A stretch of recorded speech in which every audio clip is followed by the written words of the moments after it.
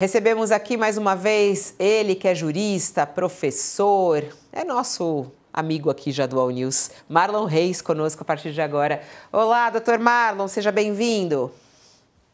Bom dia, muito obrigado. E estou aqui às ordens. Não Tudo é quente, né? Tudo quente. tudo muito quente, não é a gente que fica te acionando, é o Brasil que te aciona diante de tantas demandas, né, doutor Marlon? Não é culpa nossa aqui do All News, e sim do Brasil. Vamos começar por onde? Tem tantos pontos que eu queria entender. Em primeiro lugar, né, o que o senhor achou dessa sanção agora que o Supremo Tribunal Federal como um todo acaba recebendo, como um todo não, né, alguns, né, recolher o visto, né, tirar o visto dos ministros do Supremo Tribunal Federal como uma resposta. Foi essa a reação de Donald Trump ao que nós conversamos na sexta-feira, que são as medidas restritivas de Bolsonaro. O que o senhor achou disso?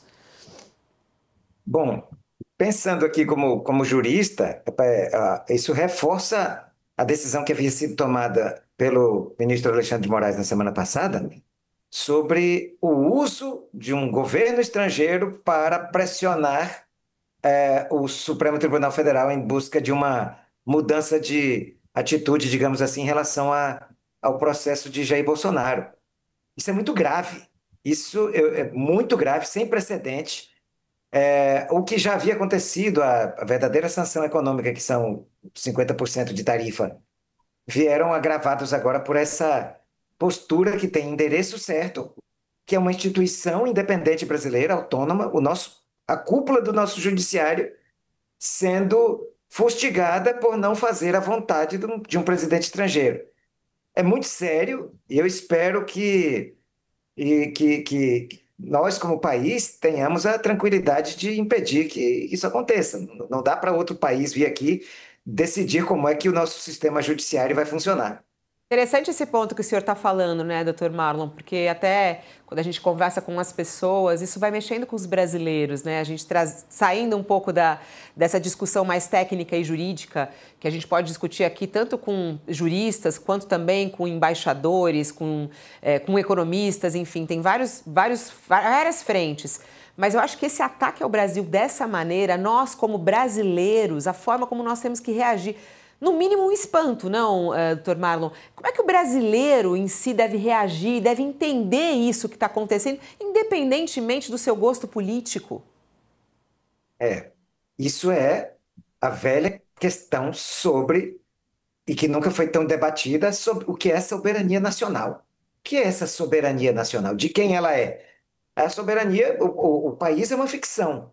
O que há de concreto, quem é o soberano, é o somatório de todos nós. O país é uma ficção jurídica e política. A soberania que está sendo aviltada é nossa. Nós, enquanto ligados por um liame de nascença, né, de pátria, decidimos que nós queríamos conduzir os nossos caminhos de maneira independente em relação aos outros países do mundo, o que não quer dizer de uma maneira conflitante ou de uma maneira antagonista, mas o nosso próprio caminho. É disso que nós estamos falando. Na verdade, essa é a definição constitucional mesma, ao fim e ao cabo, de soberania. É um direito, a soberania é um direito que tem um titular. E o titular desse direito não é uma ficção, é um concreto, está no plano da concretude. Somos nós. Daí a razão de nosso sentimento individual também, o sentimento de cada um está sendo bem machucado por essa trágica experiência. A partir dessa percepção, doutor Marlon, de que a experiência machuca a cidadania, há uma certa leniência da Câmara dos Deputados em relação ao Eduardo Bolsonaro, né? Ele obteve uma licença para conspirar contra o interesse nacional nos Estados Unidos. Essa licença venceu no domingo e, a partir de hoje, ele já está de volta ao mandato, recebendo, inclusive, salário de 46,3 mil reais por mês, né? Não há nenhum esboço de providência da Câmara para interromper esta anomalia. Aqui é possível que uma ação da sociedade seja movida para, eventualmente, até reivindicar a devolução do dinheiro ou a interrupção do mandato, porque, pelo regimento interno da própria Câmara, está escrito lá que a obrigação do deputado é promover a defesa do interesse público e da soberania nacional. Evidentemente, esse artigo do regimento está sendo desrespeitado, né? Há alguma ação de iniciativa popular que possa ser adotada em relação ao salário ou à preservação do mandato? Eu queria, antes de mais nada, mencionar que sobre isso, que o Eduardo Bolsonaro está diante de uma grande encruzilhada. Porque ele chegou a ventilar semanas atrás que renunciaria, ou pelo menos deixou subentendido ao dizer que permaneceria nos Estados Unidos. Parecia dizer que renunciaria. Quando ele vem no final de semana e diz que não renuncia, isso, na verdade, tem por trás um fato que eu gostaria de esclarecer. Se ele renunciar, ele se condena a uma inelegibilidade que só termina em 2035. E por quê? Porque a lei da ficha limpa prevê que os parlamentares que estejam submetidos a pedidos de cassação, não importa se já estejam avançados ou não, basta que tenham um pedido formal que possa levar à cassação, para que, em havendo uma renúncia, já sobrevenha uma inelegibilidade pelo restante do mandato, que nesse caso vai até 1º de fevereiro de 2027, mais 8 anos. Então, a, a possibilidade da renúncia, ela representa um longo período de afastamento das urnas no Brasil. Talvez por isso ele não esteja cogitando. Mas eu digo que ele está diante de uma sinuca porque, do outro lado, também não há algo melhor. O caminho natural é que ele termine esse período de recesso, onde a presença dele, obviamente, não vai ser contabilizada, mas depois começam-se a contar sessões legislativas às quais ele obrigatoriamente deve estar presente. Se ele faltar a 1/3 delas, ele perde o mandato, como faltante. É uma causa para. Mas só que aí vai se abrir um processo de destituição do mandato, com direito de defesa, o que ele pode fazer com que ele procrastine até por mais do que os 3 meses que ele tem mencionado. Isso é uma questão. Vamos supor que ele, de fato, consiga levar adiante aí por alguns meses, vários meses, a permanência própria no mandato. Ao final, com a perda do mandato, pelas faltas, ele também ficará inelegível, pelo mesmo período, pelo restante do mandato e mais 8 anos, também consequência da lei da ficha limpa. Mas vamos lá. E sobre o fato de ele confessadamente dizer que não voltará para o Brasil e que também não renuncia? Ora, não há como ele exercer o mandato a partir dos Estados Unidos. Ele até menciona numa entrevista que gostaria de ver apreciado um pedido de alteração do regimento interno da Câmara que o autorizaria a exercer o seu mandato estando em país estrangeiro. Essa autorização não existe. E eu quero crer que ninguém irá mudar o regimento para beneficiá-lo de forma tão personalística. Então, concluindo, eu digo que, a meu ver, há uma decisão confessada em público, por palavras dele próprio, em vídeo, na live, de que não pretende trabalhar e pretende continuar usufruindo os subsídios e também as demais prerrogativas que lhe conferem o Congresso Nacional, a condição de congressista.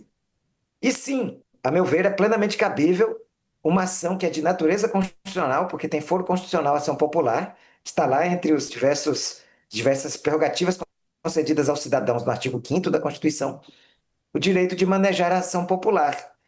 Se fosse uma situação de simples falta, em que se pudesse apurar o motivo e tal, talvez não coubesse. O diferencial nesse caso é que há uma admissão pública de que ele não pretende trabalhar, não pretende voltar. Sem estar no Congresso Nacional, ele não pode trabalhar.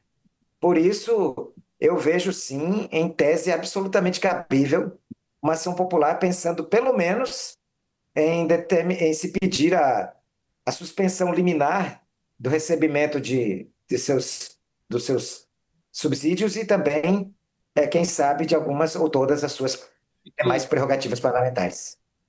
Fiquei com uma dúvida agora, doutor Marlon, só para esclarecer aqui, porque o senhor está dizendo, bom, Se ele renuncia pela lei da ficha limpa, ele fica inelegível.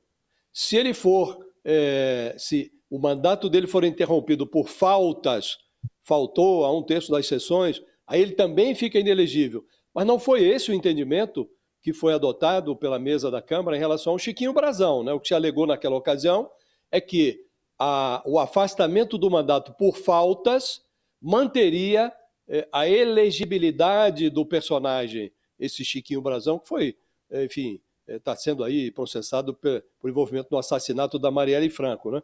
É certo que a lei da ficha limpa também torna inelegível quem é afastado do mandato por falta?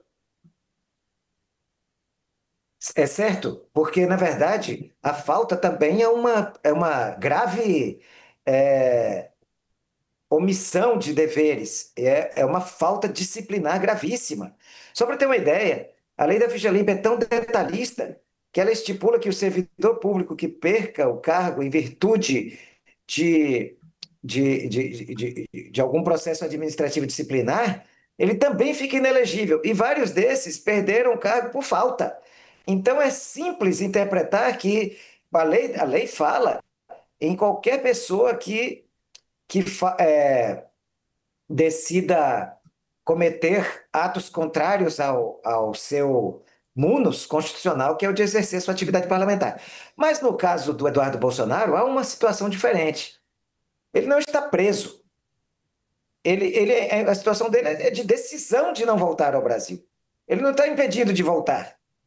Ele teme uma prisão, mas é isso que ele diz que o impede de voltar. Mas esse dado aí não está na mesa. Mas, de qualquer maneira, ao decidir anunciar ele próprio que não voltaria, sendo que ele não está preso, não está impedido de ir ao Congresso, a situação dele é muito peculiar e eu não tenho a menor dúvida de afirmar que, se ele perder o mandato por esse motivo, ele fica inelegível, sim. Doutor Marlon, aqui é a Mariana, em Washington. Aproveito para perguntar ao senhor o seguinte: a gente tem visto aqui o Eduardo dizendo com muita frequência que tem o interesse, inclusive, de ser candidato à presidência no lugar do pai dele. Mas o senhor está nos dizendo que, independente do cenário adotado, renunciar ou ter o mandato cassado por faltas, ele ficaria inelegível. Então, a gente pode concluir que o projeto dele de candidatura presidencial para 2026 está acabado na prática? Ele não vai ter condições de se inscrever como um candidato presidencial dos Bolsonaro? Você ouviu, Marlon? Eu não tenho a menor dúvida, porque ele tem duas opções, Mariana, que o levam igualmente. Está falhando? Não, mas voltou. Interessante. Vamos só retomar a resposta, doutor Marlon Reis. Ele falando aqui sobre o futuro político de Eduardo Bolsonaro, que ele está na lista aí dos presidenciáveis ou até mesmo como candidato ao Senado, já que teremos 2 vagas na próxima eleição. E aí a Mariana pergunta se o futuro dele está comprometido. Assim, eu acho que vocês me ouvem agora, né? Sim. Então, Mariana, ele realmente está diante de uma situação que, a meu ver, não tem saída. Ou ele perde o mandato por não cumprir os seus deveres funcionais, e isso o deixa inelegível, ou ele renuncia e fica automaticamente inelegível. Esse caso que o Josias mencionou do Brasão, a opinião do Congresso Nacional é uma mera opinião, porque quem decide sobre a elegibilidade ou não é a Justiça Eleitoral. Numa tentativa de candidatura do deputado Brazão, quem vai decidir sobre se ele preenche os requisitos para candidatura ou não é a Justiça Eleitoral. Na minha leitura, não tenho dúvida de que ele também está inelegível, mas focando no caso do Eduardo, ele ou perde o mandato por falta, o que é grave situação de natureza disciplinar, ou ele deixa de ter o mandato por renúncia. Em ambas as situações, a previsão expressa na lei da ficha limpa. Sobre esse caso da renúncia, inclusive, eu queria aproveitar, Mariana, eu queria aproveitar para falar uma curiosidade. Vocês já perceberam que há mais de uma década Nós não temos deputados ou senadores renunciando ao mandato depois de serem descobertos em casos de fraude, corrupção. Lembrando aqui, por exemplo, do Eduardo Cunha, foi descoberto com uma quantidade de dinheiro enorme na Suíça e outros escândalos. Só para dar um exemplo, vários outros parlamentares. E nunca mais tivemos uma coisa que era meio que usual na nossa política. Tínhamos muitos casos disso nos anos 90 e até o começo dos anos 2000, até os anos 2010, o começo ali, e depois isso para, e nós não temos mais. Pouca gente sabe, mas isso é por causa da lei da ficha limpa. Antes eles renunciavam, com isso eles impediam o julgamento pelo Conselho de Ética, com isso impediam com isso permaneciam elegíveis. E assim, às vezes, eles renunciavam 1 ano ou 2 antes da eleição seguinte e já eram candidatos e restabeleciam o mandato. Isso era algo meio que infamante para nós. E vimos isso várias vezes. E parou de acontecer. É isso justamente que certamente está por trás da decisão de Eduardo de não renunciar, porque certamente ele já foi alertado de que isso o deixa fora do jogo político por quase uma década. E o senhor que é um dos pais o senhor que é um dos pais da lei da ficha limpa. A gente tem que dar o crédito aqui para ele, né, Josias? Sem dúvida nenhuma. É isso. E esse aspecto que o Dr. Marlon menciona foi muito noticiado à época, né? Político era muito comum, o político levado à guilhotina renunciava ao mandato antes da descida da lâmina e com isso ele preservava a sua elegibilidade. E a lei da ficha limpa bloqueou esta alternativa, né? Agora, só para insistir, para deixar bastante claro, doutor Marlon, não há dúvida de que, havendo a renúncia, o personagem fica inelegível. Agora, se a cassação se der ou se a perda do mandato se der por falta, por ausência de comparecimento, aí vai criar-se uma pendência judicial. Ele pode registrar sua candidatura e ficará na dependência de uma decisão da Justiça Eleitoral. Não é líquido e certo, depende de uma decisão judicial. É isso? É isso. Na verdade, nunca é tão líquido e certo. Porque mesmo que ele renunciasse, ele poderia, por exemplo, pedir o registro da candidatura, começar a fazer campanha e depois ser mais na frente barrado. Concordo que essa situação seria mais, digamos assim, chapada, né? Indiscutível. A outra, a meu ver, também é indiscutível, mas ela levará com mais facilidade a construção de uma possível tese para tentar justificar uma candidatura de Eduardo Bolsonaro.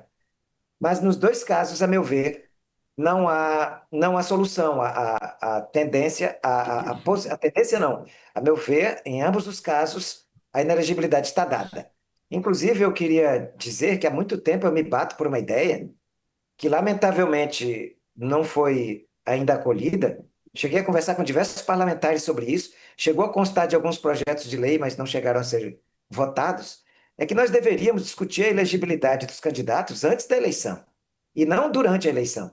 Por exemplo, num caso como esse, seja do ex-deputado Brazão, seja de Eduardo Bolsonaro, ou de quem quer que seja, sobre o qual paire dúvida se ele deve ser considerado elegível ou não, poderia-se qualquer interessado, partido político, pleitear na Justiça Eleitoral um esclarecimento acerca dessa situação, não lá na eleição, mas depois do fato ocorrente. Acho que é uma coisa que o Congresso Nacional já deveria ter feito há muito tempo, permitir que o debate sobre elegibilidade fosse antecipado. É do interesse, inclusive, dos próprios candidatos, que não vão para a eleição sem saber se podem ou não, de fato, ser candidatos, né? Então, quem sabe, em algum momento, eu já apresentei uma proposta a alguns parlamentares nesse sentido. Em algum momento, eu espero que alguém dê os devidos ouvidos a isso, que ajudaria muito o Brasil e até os próprios candidatos. Levar a democracia a sério. Doutor Marlon Reis, aproveitando aqui também a sua presença, né, presença de um jurista conosco, a gente está na expectativa do voto do ministro Luiz Fux. Nesse final de semana, formou maioria lá no Supremo Tribunal Federal para dar o crédito aí, avalizar, inclusive, as decisões do Alexandre de Moraes em relação às medidas restritivas contra Bolsonaro. Assunto que falamos na última sexta-feira, que o senhor participou conosco aqui, falando que considerava acertada a decisão do Alexandre de Moraes com essas medidas restritivas. E agora o voto de Luiz Fux, que está faltando, não vai mudar a decisão. No entanto, é um voto que as pessoas estão criando uma expectativa do que pode vir a acontecer, já que alguns juristas acharam algumas medidas ali um pouco exageradas, como não conversar com o próprio filho, não ter acesso ao próprio filho, ou até mesmo ele não utilizar as redes sociais. Como é que o senhor analisa essa formação aí de maioria já no Supremo em relação às medidas restritivas e a sua expectativa em relação ao voto do Fux?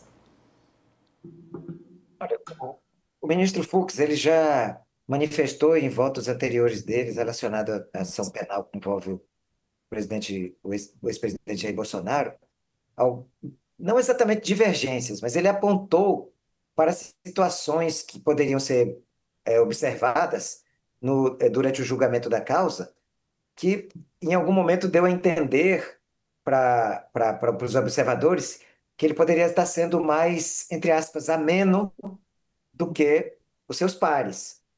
Talvez por isso ele também tenha sido poupado em relação à decisão do governo americano de retirar os vistos, né, da grande maioria dos ministros. Não se sabe por que ele ficou ao lado dos dois ministros, à época indicados pelo presidente Jair Bolsonaro, entre aqueles três que não tiveram. Isso aumenta a expectativa em relação ao voto dele. O que me parece é que o ministro Fux não vai levar em conta nem essa questão da expectativa de que ele possa estar se alinhando a uma vertente mais pró-americana ou mais pró-Bolsonaro. Eu espero que ele decida com a isenção que ele vem manifestando ao longo de todo o seu trabalho no Supremo Tribunal Federal. Eu acredito que ele seguirá os demais. E as medidas, por exemplo, podem parecer, especialmente para os que não acompanham de perto as decisões judiciais, que algumas medidas podem parecer exageradas. Mas ele não proíbe um pai de falar com o filho. Ele proíbe um corréu de falar com um investigado. E faz isso também em relação aos demais investigados. Então, essa que é a questão. Não é familiar, ou pessoal, ou afetiva. É uma questão jurídica sobre cautelas, especialmente quando se tem em conta que se supõe uma relação estreita a ponto de ter havido financiamento da ida do Eduardo Bolsonaro pelo pai para os Estados Unidos, que ele próprio confessadamente disse que mandou os 2 milhões de reais. Então, é uma cautela processual e que eu acho que não foi exagerada justamente porque tenta impedir a continuidade de algo que está sendo visto a olhos vistos, está sendo observado a olhos vistos, que é o uso de um governo estrangeiro para tentar mudar o pensamento do Supremo Tribunal Federal. Então, eu espero que ele simplesmente siga os demais. Doutor Marlon, ficou uma coisa aqui na minha cabeça muito rapidamente. A gente tem falado muito que essas sanções ao Brasil, elas trazem um prejuízo econômico muito grande. A gente não sabe nem a ideia, não tem nem ideia do valor disso.